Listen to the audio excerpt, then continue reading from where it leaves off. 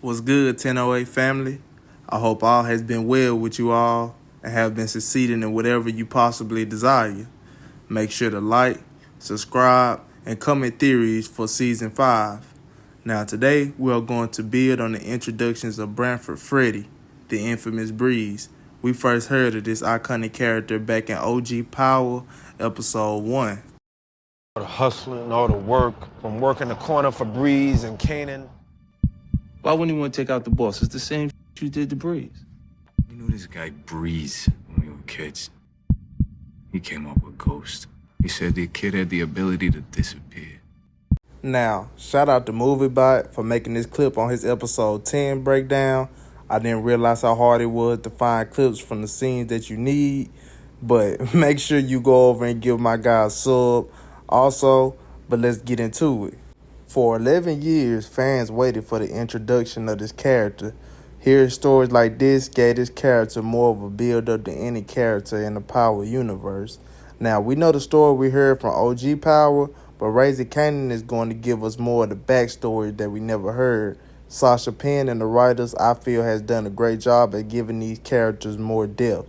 For example, in Power Season 3, we got introduced to a cold-hearted, psychopath, and strategic jukebox, who y'all would say like, man, she's crazy. I wonder what made her like that. And to go to Raising Kanan and we see her come up, you see why. Even though we know how her life concluded with Kanan killing her, we got to see what led her to who she was. Her family, death, and betrayal led her to who she was. And seeing that makes me interested to see how they bring this same type of effect to Breeze. In OG Power, we heard Kanan tell Tariq that Breeze was strong but not smart. But in Raising Kanan, we heard Snaps mention that Breeze was a visionary and a scholar. And many have speculated around Breeze's death because we saw Kanan tell Tariq that Ghost killed Breeze. But we also heard Tommy say that him and Ghost killed Breeze. So I will say this. Some things around this character is pretty much a mystery. Another example, we all would think Breeze's come-up story would happen in Southside Jamaica, Queens, but we just heard his aunt and uncle say this. Together you and Unique, and then connect you with our nephew. He just relocated to South Jamaica from a very lucrative stint in East New York. We could corner the market. So, we just heard Snaps say East New York, which would technically be Brooklyn. So, some would think maybe he was born in Brooklyn then, but that's not the case either, because Sasha Penn did an interview saying that Breeze wasn't from Brooklyn, so maybe he was originally born in Queens, but when he started hustling, he took his operation over to East New York, because we also know it's a stench about hustling in Queens, given that too many people have to be compensated for hustling in that territory. Because from what we know from previous seasons, Snaps and Pops previously ran the territory for decades until they retired, which mostly handed the territory to Ronnie and High Post, until High Post got killed for snitching allegations and Ronnie was arrested, which ended up being Unique and Rock territory.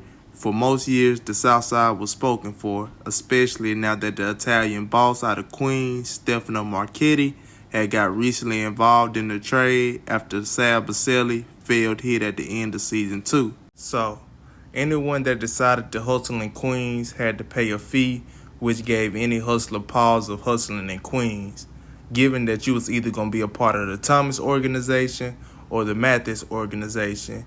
And Breeze from the story sounded like he wasn't settling for being anybody number 2, which is the reason to why I believe he built his own operation out of East New York.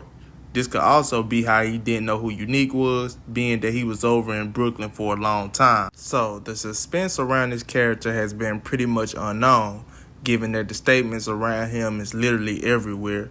No one really knows anything but the theories and the stories we heard from OG Power, which was very few. Now, hearing Snaps and Pops call Breeze a scholar and a visionary could be true, because up until the modern Power timeline, his influence is still being carried on by Tariq, being that Breeze had a knack for the streets the same way we saw Kanan, Ghost, and Tommy have. We also know that Breeze gave Ghost his nickname, saying that the kid had the ability to appear and disappear, which is crazy because we all know the story that Kanan told Tariq, that Breeze didn't even have time to get scared once he realized that Ghost was about to kill him. So to see Breeze get built up is going to be a great experience, and I have faith that the writer's going to be able to get that done, because we already got depth to his character, with him being the nephew of the season 4 villains, Snaps and Pops, which we already know that they are cold and manipulators due to how they are controlling Kanan's moves without him even knowing.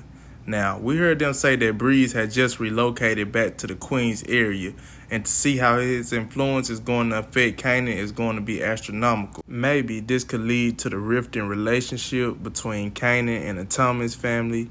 Maybe this is how Kanan get this scar from Jukebox, but no doubt Breeze is going to play an overarching role in the season 5 season, given this going to be the last season of Raising Kanan, and we're going to transition into Power Origins. Another thing to question is, Rock, is she really dead?